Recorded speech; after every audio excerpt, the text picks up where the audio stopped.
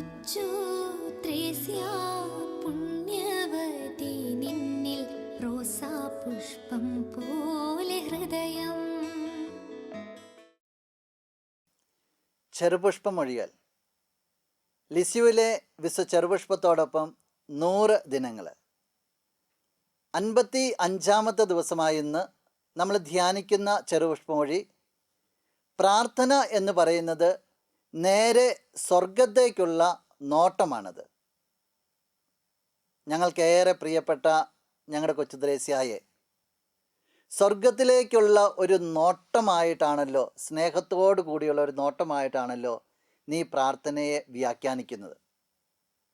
ഇതുപോലെ തന്നെ നിൻ്റെ അതേ തീഷ്ണതയോടുകൂടെ ദൈവത്തിങ്കിലേക്ക് നോക്കുവാനായിട്ട്, സ്വർഗത്തിലേക്ക് നോക്കുവാനായിട്ട് പുണ്യവതി ഞങ്ങളെ നീ സഹായിക്കണമേ. നിൻ്റെ ശക്തിയേറിയ മാധ്യസ്ഥം മൂലം ഞങ്ങളിപ്പോൾ അപേക്ഷിക്കുന്ന ഈ നന്മകൾ നമുക്ക് നമ്മുടെ എല്ലാ നിയോഗങ്ങളെ ഒന്ന് ചേർത്ത് വയ്ക്കാം. നല്ല ദൈവത്തിൽ നിന്ന് നീ ഞങ്ങൾക്കായി വാങ്ങിത്തരണമേ. ആമേൻ. നമ്മുടെ കർത്താവ് ഈശോ മിശിഹായുടെ കൃപയും പിതാവായ ദൈവത്തിൻ്റെ സ്നേഹവും പരിശുദ്ധാത്മാവിൻ്റെ സഹവാസവും വിശുദ്ധ കൊച്ചു ത്രേസ്യയുടെ പുഷ്പവർഷവും നിങ്ങളെല്ലാവരോടും കൂടി ഉണ്ടായിരിക്കട്ടെ, ഇപ്പോഴും എപ്പോഴും എന്നേക്കും. ആമേൻ.